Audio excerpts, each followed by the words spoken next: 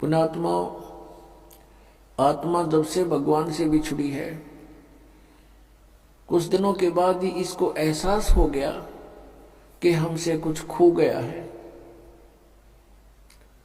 और आज तक भी वो ऐसा ही अधूरापन महसूस कर रही है। जिस प्राणी के पास पुत्र है, पुत्री है, संतान है, संपत्ति भी खूब है और अच्छी कारोबार है, लेकिन फिर भी उसको संतुष्टि नहीं है। आत्मा फिर भी कुछ ना कुछ तलाश में है, परमात्मा की तलाश में है। वो अलग बात है कि उसको तरीका कौन सा प्राप्त हुआ है, कौन से धर्म में वो जन्मा है, तो फिर भी वो उसकी खोज कर ही रही है। अब जैसे निर्धन तो खोज करता है, मान लीजिए परमात्मा की धनी होने के लिए, निसंतान ढूंढ रहा है भगवान को, यूं सोच लें कि संतान के लिए। लेकिन जिसके पास सर्व संपन्नता है, संतान भी है, संपत्ति भी है, सर्व यहाँ काल का सारा सुख है, और फिर भी वो भगवान की तलाश में है, तो इसका मतलब ये सर्व जो कुछ भी हमें प्राप्त है, जिसको हम यहाँ चाह करते हैं, ये पर्याप्त नहीं है। इसके अतिरिक्त भी कोई कार्य है जो आवश्यक है। अब हमने उस आवश्यक कार्य को करना होगा। हम पहले अपना जो अनावश्यक कार्य है, केवल रोजगार के लिए, पेट के लिए, इसमें ज्यादा समय डिवोट कर रहे थे। अब हमने ये ज्ञान हो गया कि मनुष्य जीवन का मूल उद्देश्य परमात्मा प्राप्ति है, तो अब हम अत्यधिक समय अपने भगवान के पाने के लिए लगाएंगे। अब वही समय होगा, वही आपका कारोबार होगा, वही क्रिया होंगी। आपकी जो संसारिक जो क्रियाएं हैं, जैसे पेट के लिए गुजारा सभी करते हैं, कोई सर्विस करता है, कोई दुकान किए हुए है, कोई किसान का काम करता है, कोई सर्विस कर रहा है, कोई मजदूरी करता है। काम आपका यही रहेगा, लेकिन इसमें भगवान का समय अधिक लगाना पड़ेगा। हमने कैसे लगाना पड़ेगा? कई कहते हैं समय नहीं मिलता। समय आपके पास बहुत है, तो आपके पास बहुत समय है। उस समय को हम समझ नहीं सके और उसका दुरुपयोग करते रहे। अब जैसे आप बस में बैठकर सफर कर रहे हो, मंत्र प्राप्त है आपको, बैठ के बस में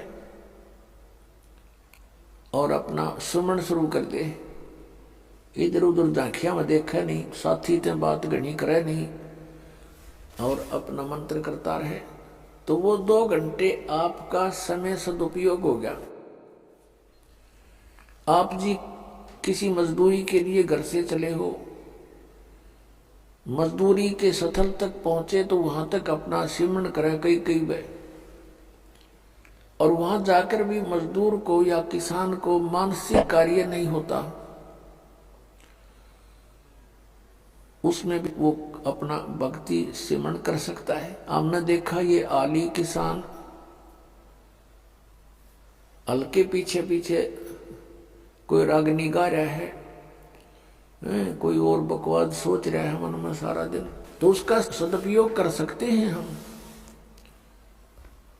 और भक्ति भी कर सकते हैं। क्योंकि किसी भी सदग्रंथ को उठाकर आप देखिएगा, या किसी भी महापुरुष का अनुभव आप पढ़िएगा, उन्होंने वही कार्य किया है जो संसार के आम व्यक्ति कार्य करते हैं, और उन्हीं में परमात्मा को पाया है। उसी काम में सिमरण भी किया है, हठ योग नहीं किया किसी ने।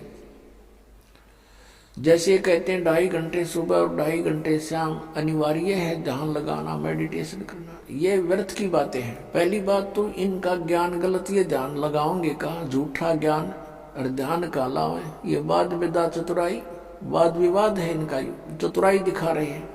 और बात रही हठ योग की, किसी भी संत महापुरुष ने हठ योग नहीं किया, और किसी भी सदग्रंथ में प्रमाण नहीं कि तू बैठकर कति एक जगह बैठकर भक्ति कर ले।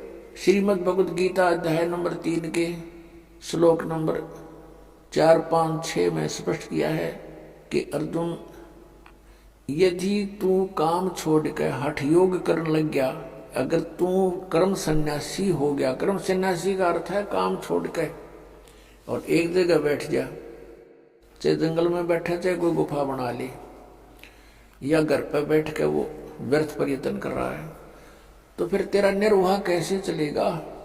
फिर क्या है, इस काल ने 5वें अध्याय के अंदर फिर अपनी टांग अड़ाई है गीता ज्ञानदाता ने। उसमें इसने बताया है कि ऐसा आसन हो, ना घना ऊंचा हो ना नीचा हो, एकांत स्थान हो, नाक के आगे ध्यान लगावे और ऐसे भक्ति करे। ये इसका अपना मत है, ये योग वेद ज्ञान नहीं है, ये इसका अपना मत है। गीता जी के अंदर 2 तरह का ज्ञान है, एक तो वेद ज्ञान है और फिर दूसरा इसने अपना मत उसमें डाला है। तो अब यदि हम इस 5वें अध्याय वाले क्रियाओं को सही माने तो तीसरे वाले गलत होगी, जिसमें नो कहा तू एक जगह बैठ कर कर्म सन्यासी हो गया तो तेरा निर्वाह कैसे चलेगा, इसलिए तू युद्ध भी कर, श्रवण भी कर, काम भी कर, भक्ति भी कर। ये तो वेद ज्ञान है, ये सही ज्ञान है। क्योंकि यजुर्वेद अध्याय नंबर 40 के मंत्र नंबर 15 में कहा कि वायु अनिलम अथ इदम भस्मांतम शरीरम ओम कर्तु समर किलबे समर कर्तुम समर।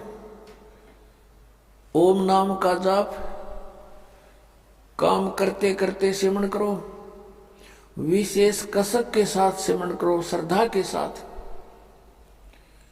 और अपने मनुष्य जीवन का मूल कर्तव्य जानकर सिमरण करो। तब भस्मांतम शरीरम अमृतम, आपका जब शरीर छूटेगा, आपका जब शरीर अंत होगा, उस समय आपको जो ओम नाम से अमृतो प्राप्त होना है वो उससे ही प्राप्त होगा जितना आप उससे अमर हो सकते हो। जैसे ओम नाम के जाप का साधक ब्रह्मलोक में जाता है, क्योंकि ये ब्रह्म की साधना है, और ब्रह्मलोक में जाने के बाद भी फिर ये वापस आता है। तो जितना समय इसका उस ओम के भक्ति की कमाई से होगा, उतना समय ये महास्वर्ग में ब्रह्मलोक में, वहां पर इसने नकली सतलोक, अलखलोक, अगमलोक, नामी लोक बना रखे हैं। तो वहां ये प्राणी अपना उतने समय तक ये जन्म मृत्यु से बच जाता है, लेकिन फिर भी जन्म मृत्यु होती है। कहने का भाव ये है कि श्रीमद् भगवत गीता अध्याय नंबर 8 के श्लोक नंबर 13 में ये गीता ज्ञान दाता वेद ज्ञान बता रहा है कि ओम इति एकाक्षरम ब्रह्म विभारण माम अनुसमरण यह परियाति तदन देहम सयाति परमाम गतिम। मुझ ब्रह्म का एक ओम मंत्र है और एक ओम अक्षर है, बस, नथिंग एल्स। इसका उच्चारण करता हुआ जो शरीर छोड़कर जाता है वो मेरे वाली इस ओम से मिलने वाली परम गति को प्राप्त होता है। 7वें अध्याय के 18वें श्लोक में कहा कि अर्जुन, ये ज्ञानी आत्मा है तो उद्धार, लेकिन इनको तत्वदर्शी संत ना मिलने से मेरे वाली अनुत्तम गति में ही आश्रित हैं। क्योंकि ओम नाम के जाप से ब्रह्मलोक प्राप्ति होती है और ये ब्रह्म की साधना की परम गति है ब्रह्मलोक प्राप्ति। और वहां गए प्राणी भी फिर जन्म मृत्यु में आते हैं। गीता ज्ञानदाता 4थे अध्याय के 5वें श्लोक में और 9वें श्लोक में, 2रे अध्याय के 12वें श्लोक में, 10वें अध्याय के 2रे श्लोक में गीता के अंदर गीता ज्ञानदाता कहता, अर्जुन तेरे और मेरे बहुत जन्म हो चुके, तू नहीं जानता, मैं जानता हूं। इससे सिद्ध है कि ओम नाम का जाप करने वाले जो ब्रह्म पुजारी हैं उनकी भी जन्म मृत्यु और इनके भगवान की भी जन्म मृत्यु सदा बनी रहती है।